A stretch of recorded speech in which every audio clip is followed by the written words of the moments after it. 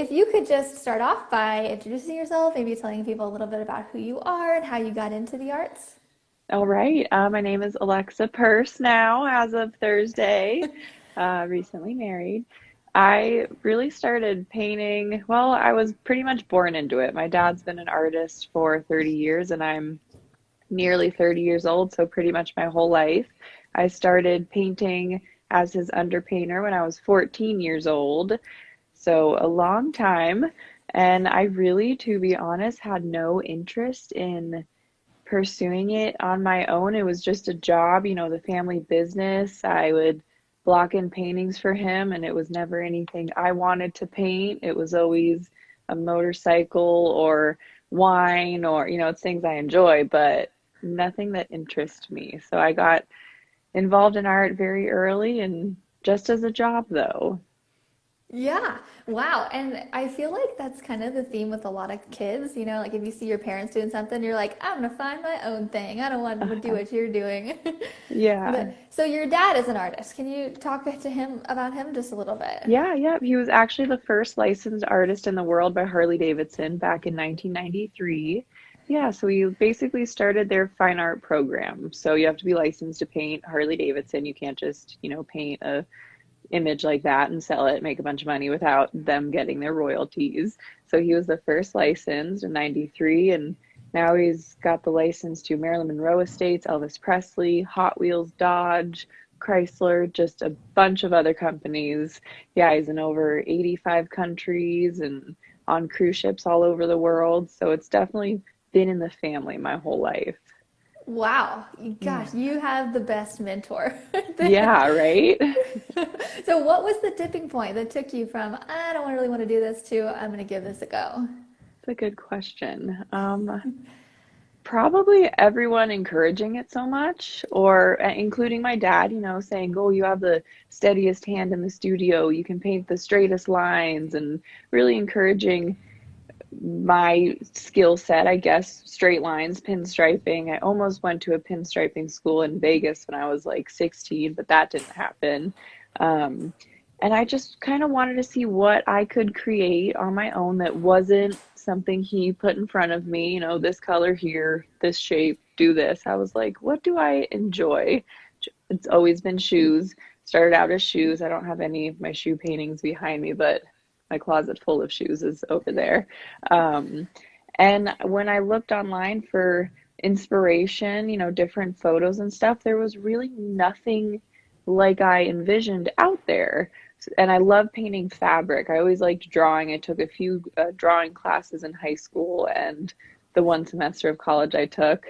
Um, and so I tried just, I don't know, something I thought I would like, an image that appealed to my eyes. Shoes, women's legs are beautiful, fabric falling, really cool, like three different aspects put together. And it got like a huge response from friends, collectors. Like my dad, of course, posted it all over his socials, and people were like, wow, obviously she's actually learned. It was 8 years working for him before I actually stepped out on my own and was like, okay. Also, the pressure that goes behind following. My dad's very photorealistic, so people see it and think it's a photo. I'm like, yeah, no pressure. Just huge steps to follow. What if I wanted to do impressionism? People would be like, where did you learn that? But I did it. Yeah, yeah, you did. So about 22, you kind of decided. It Was was, this? yeah, yep. Yeah. So was this from like, did you try other jobs and you're like, this isn't very fun, or? I knew I always wanted to work for myself. I had a few odd jobs here and there, and yeah, I just thankfully, we had a gallery, my dad's gallery, Jacob's Gallery, and my mom ran it, my sister ran it, and my dad and I were the creatives, which it really, really worked well together. And I guess I kind of swallowed my fear, not so much pride, but fear of failure and what are people going to think? You're putting your heart into these paintings and posting them everywhere basically for people to judge. I'm like, you know what? Let's just do it. This is what I want. I don't really know anything else. Um, and yeah, I really just went for it. I was like, Yeah. okay. Let's make it happen. I love that. Oh, And hi, Katie. oh yeah, this is a cat. She pops in every once in a while. Yeah, I think my puppy's scratching at my door right now. Oh yeah, that's exactly what she would be doing if I wouldn't let her in. So I'm just like, okay, just stay. Yeah. Anyway, so let's talk about that fear for a second because I coach artists and they're mostly in their beginner phase, and the fear pops up a lot. You know, the Hmm. fear of being judged, the fear of just showing up and doing what you want and being critiqued, or maybe is if they don't have a photorealistic style yet, and or they're working towards it or they just don't want it. Like a lot of people, unless it's like doesn't look like a photo, I think outside of the art world, people are like, what is that? So like they don't really Hmm. understand it. And so how did you get over that? Was it just practice or? Mindset change, probably. Really understanding that, I don't know, I need to love it, and people are going to judge you no matter what. If it's Yeah. realistic and looks exactly like the painting, or if it is just abstract blobs, people are going to judge you. Um, and what else? Sorry, pregnancy brain. It's a thing. Oh, you're pregnant too. Oh I my am, gosh. yeah. Oh, Four and a life's half milestones. months. Wow. But fear, I guess it just goes down to you're going to be judged regardless. You love it. The different aspects of fear that would creep in are like, is the client going to love it if it's a commission for them? Yeah, what if no one likes it and no one buys it? That's okay. There's more canvases in the world to create on.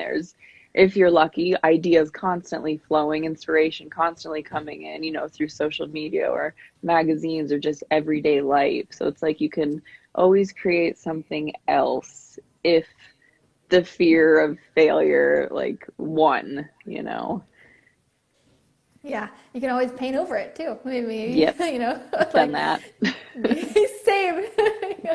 Yeah, paint covers everything. Paint fixes everything. Like Yeah, my husband, when we're around the house, if he does a little nick in the wall, he's like, "Can you paint that?" I'm like, "Yeah," like it just yeah, goes away. So yep. yeah, paint covers everything. Um, okay, so do you have a favorite past project? I do, yeah. And it was never something really planned. It was actually this Bite Me. The original was 5 by 5 feet. I actually had an extra canvas. I ordered it's hard out here. I'm in Spearfish, South Dakota. There's the Knot Hole is my art supply store, and it's basically like a craft store that has a few paints in there and like one size canvas.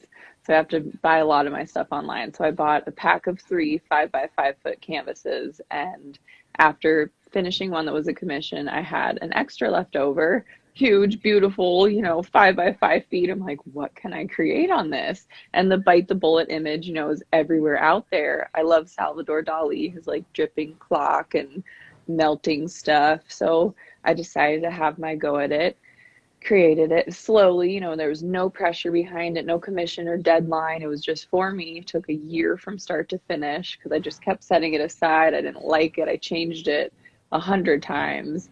And then when it was done, just the response from it, I don't know if it's mostly because it was so large that people were shocked by how large it was, or just how cool my rendition, of the Bite the Bullet idea.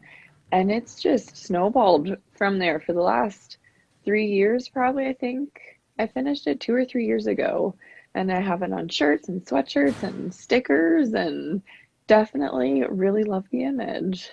I love that, and it just kind of goes to show, like, for any other artist listening, like you can, you paint and you figure things out, and then it just takes one thing that you Yep. can just stumble upon, and then it just skyrockets from there. Yeah. But it, like, just to note, it was coming from you. Like this was Hmm. something within you. Nobody was telling you to do it. This is something that you wanted to Yeah. do on your own. That's when I get really humbled and thankful when people buy the art that I've already created, not, like the sunflower one is a commission. And if this was 5 years ago, I never would have accepted this. My least favorite things to paint are landscape and children or just humans because it's Yeah. so imperfect. And my hand always wants to make each petal which they are all the exact same. I've already like, it's haunting my dreams. Like I have to redo all those leaves. They're the exact same shape. It's so hard to make things imperfect. I'm like, here's a uniform set of flowers. Wait, make them messy, rip the leaf a little bit. So that's why I like just, yeah, like, I don't know, some of the art behind me, some on my page, if it's created just for me and my heart and someone actually buys that original, I'm like, oh my God, thank you so much. Like that just humbles me to another level. Yeah, and I'm looking behind you and I see all these like portraits, but they're done in such a different way. And I love that because if I'm like you, like just to do a face, I'm like, oh, I don't know about that. That just doesn't interest me, but I would do something similar to what you've got going on. So how Hmm. did those come about? Just Um, experimenting? so I've had a few commissions. I have two in front of me. One that I'm really looking forward to paint because it's actually a painting I had done, but the lady basically wants her silhouette in it instead of mine, which I used in the past. These are just like to just give my creativity a break from the monotony of, okay, painting what other people want, what other people will buy, which isn't as fun, as just loosening it up. I had an extra wood panel in my studio, and I'm like, what can I paint? A face, something. I just wanted to keep it loose, impressionistic. My grandpa passed a few years ago, and he was a crazy Aussie. And if you did impressionism, it would just blow his mind. That's bloody beautiful. Like you do two lines and it looks like a face, and it's true. Like you look at it, you're like, wow, it's so loose from up close, but then you step back, you're like, oh, I know exactly what that is. That's where this one here came from. That's an Andy Warhol style. I love Andy Warhol. Um, it's just those were more so, yeah, just to give myself a break from the timelines and the pressure of a commission for someone else. Are they going to like it? Which no one's ever sent anything back or been like, never mind. I'm not paying you. I'm sending it back. But still, it's that weight and the fear again. That's just, are they going to like it? Is it okay? Am I finishing it quickly enough?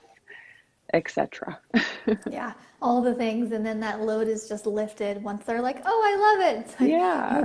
good, thanks." So Yeah. how are you getting most of your commissions? How do you get business? Word of mouth, definitely Facebook over Instagram right now. My Facebook fan page is definitely my clientele. Apologize if you can hear my dog barking.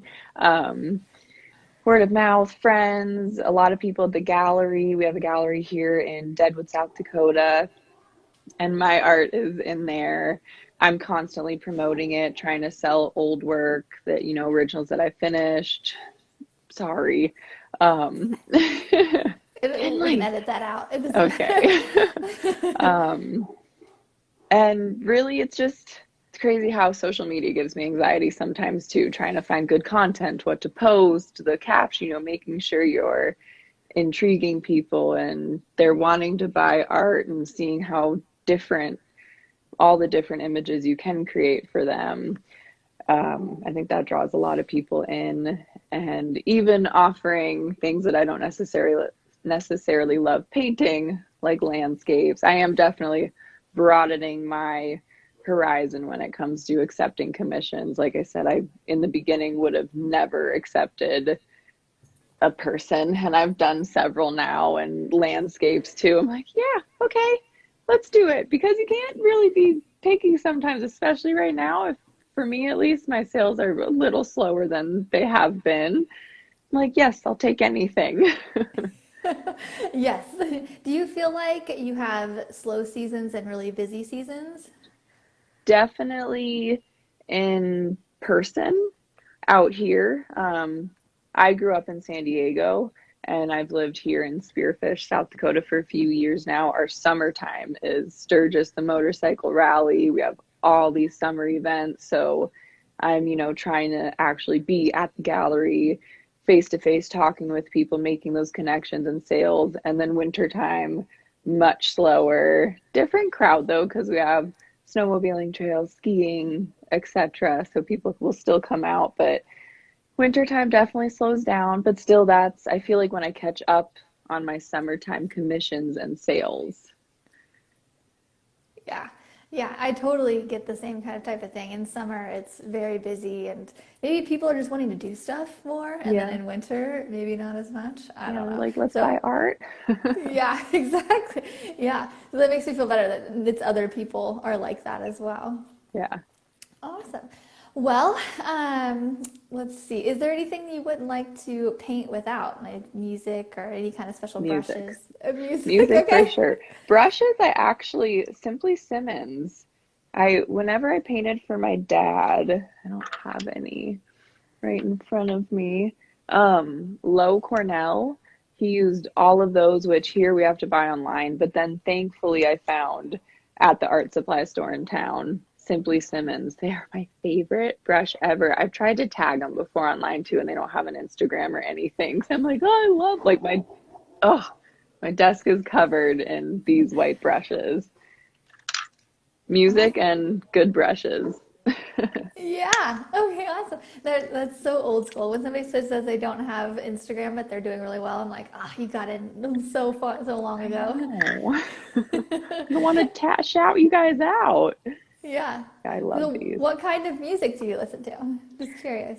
Depends on the mood. Sometimes country. My husband, so weird saying that, introduced me to, I have no idea what my dog is barking at. Um, like Flora Cash, Rainbow Kitten Surprise, if I'm in that like more mellow vibe. Or I love Paramore and The Used and A Day to Remember. So it really depends on the mood. I'll have my like big speaker in here and just be blasting it, which is really hard because I'll play it from my phone. And then when I want to film myself, I record on my phone. So I'm like, wait, I have to record a time lapse that, I'm filming for half an hour with no music. It's so hard. I need to Yeah. get more like filming supplies and get better with my GoPro and angles. And sometimes though that's really hard for me is worrying about the content. I'm like, I just want to paint. I don't want to worry about if the camera's on or in the right area. Am I even recording? Oh, someone called me half an hour ago, so the video stopped filming. Cool, but I finished the area I'm painting. I can't repaint it. No. Uh, Yeah. I hear that a lot. A lot of people are like, I just want Good. to paint, you know? It's like, Yeah, and yeah. it's so true. We're artists. We just want to create. Hmm. And yeah, I here recently because I had that problem as well. Like I love to listen to podcasts Hmm. whenever I'm painting, just somebody talking. And whenever I went to trade my phone in, I actually kept my old iPhone, and then now I have a new one, and so I have like a iPhone 6 or something that's like Okay. my video part. So highly Hmm. recommend. Yeah, I'm like, I feel like I kept my old phone. No, I probably shattered it, so it's long gone. Yeah. Uh, Awesome. So, well, this is a business podcast, like an art business podcast. Do you have any just advice for just ways of running business, like a way an artist can run it? What have anything that you found that's really worked for you? Anything that's I'm gonna kill him. Um, I honestly, and for lack of better words, just shoving it in people's faces. Good Mm, content, just every day posting stuff. I learned a lot of that from my sister. She runs my dad's social media pages. Keeping it professional, not airing your dirty laundry, not being dramatic, focusing even on people's pages you share or promote. Like make sure it's like our followers trust us to have good advice or point us in the right direction. So don't just be like, I don't know, I feel like drama is a big thing I see on some people's pages where I'm like, why are you posting this on your business account? I don't want to hear that. I kind of put everything on mine now. I've gone up and down with that a bunch of times. Like, okay, keep it only business. But like, I love fitness and fly fishing and my family and dogs. I want to share that too. And I'm like, it's too much pressure. So I kind of post my life. But keeping well, it yeah, you just got professional. married. It's like you gotta Yeah. share that. Got a baby on the way. Oh, Um, yeah, just relating, interacting. Um, Good yeah. captions I know is a huge thing. And oh, I've never worn odds before. Yeah. um, Quality content, Um, Yeah, just be consistent and just put it out Definitely there. consistency. I Yeah. love that you started out with the quote of like, put it in their face. I'm like, Hmm. yes, just like put it all Yeah. out there. Yeah. So unfollow me if it's too much, but here's my art. This is my career. The popular motto I feel like is starving artists, but we don't need to be that. We can be successful artists. Like, let's change that. Yeah, yeah, Yeah. totally. Do you find, so you mentioned you do a lot of shows and you go out and do this in person. How do you, like, so a lot of people, a lot of artists find it really difficult to go out and talk to people. How do you Hmm. approach that? Um, Honestly, I'm thankful I've just been raised around it. Like, we started going on cruises with my dad, and there would be 75 VIP clients that at the age 15 I was schmoozing. And, they would set me at one table, my sister at another table, my parents at one, and we'd be with 10 different clients like that are spending. These cruise ships are very high end. Like I'm, dressed in my cocktail attire at age 15, like, yes, I am. Maybe will be an artist. Do you follow in your dad's footsteps? I look Hey, up to him. yeah, like maybe one day, I don't know if that's what I want to do. Yeah. But thankfully I've been around it my whole life, and now my parents have this beautiful gallery, so like I just go there for any events, and I am really comfortable in front of people, and it does get monotonous because they ask the exact same questions. But it's really the confidence in yourself, and I don't know, just yeah, standing your ground and showing that you love what you do, and really, I don't know, making them feel a connection to your artwork and to you, I guess. Like you can Yeah. relate. Yeah, for sure. I Yeah. had a phone conversation with this guy who was with Park West Gallery. Is that Yeah, the that's cruise ship? yep. Yeah, and it was actually right before everything happened with the cruise ship stuff. And he was talking to me about it, and he was asking me exactly what you were saying, like, what's the emotional connection to your art? And Hmm. a year ago, I didn't really have one. I was just like, I paint animals just for fun, and he was like, Hmm. you could tell he was just like, give me more. So Yeah. that really, having that conversation with them really set me on a whole last year of, okay, let's paint something I love. And that Hmm. way, if I do get in front of people, I can be like, I do it because of this. And Yep. so, okay, so so your dad goes to present, do you do that as well? Or, They actually wanted me on the cruises, and I respectfully chose to go my own direction.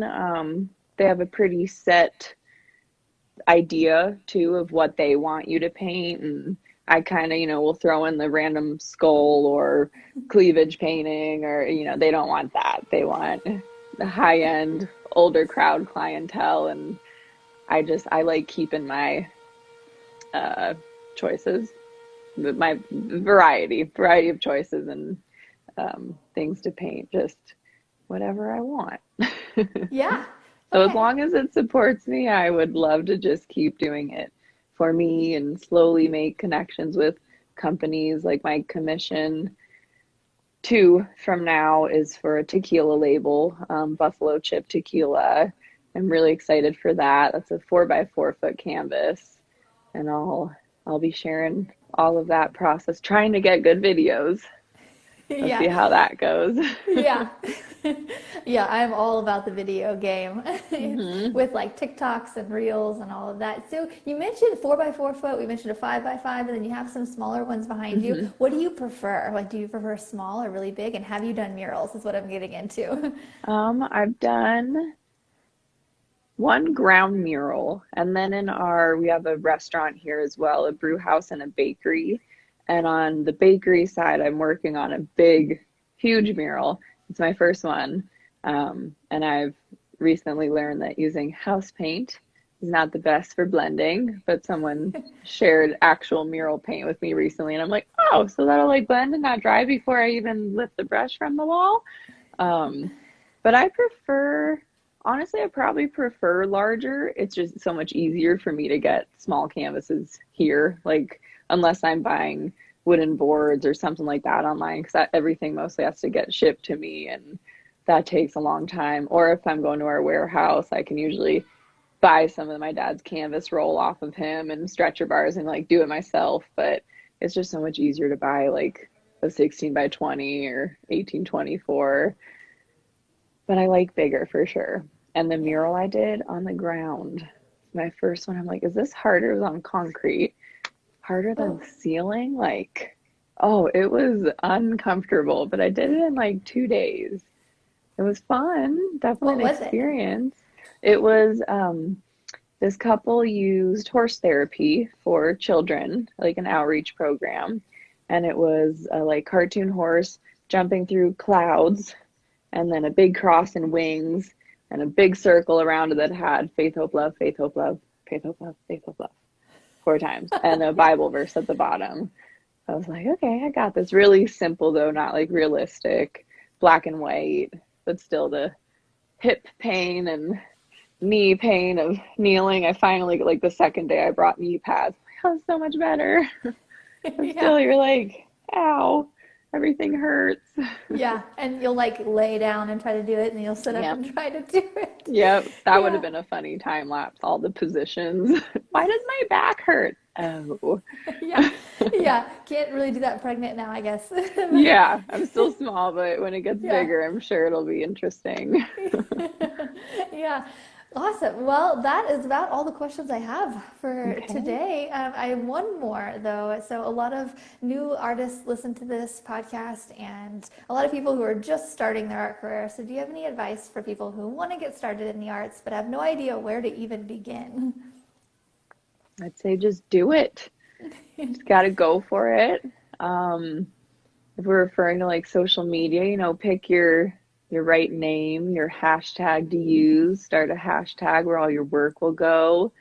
Um, be confident in it and try to get good content, photos, videos. A lot of people, I know that I love watching it, like going through your page. I was like, dang, just got really good videos. Oh, Like it, and you thanks. just get sucked in. You're like, wow, I can see why people like ask for these more because it's so much more entertaining than just a quick photo.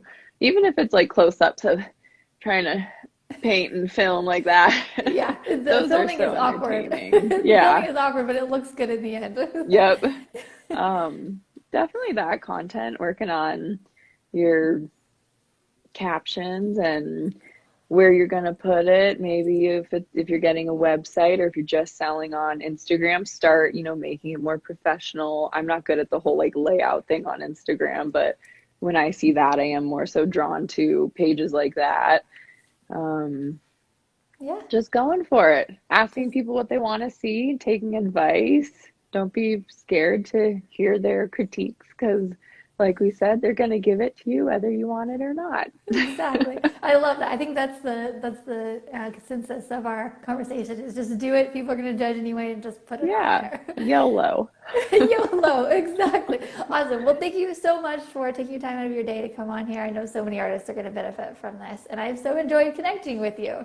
Yeah. So yeah, all right. I Thank you so will. much for having me. Yeah, no problem. All All right. right. Well, I will talk to you later. Thanks again. Okay. Thank you. Bye. Bye.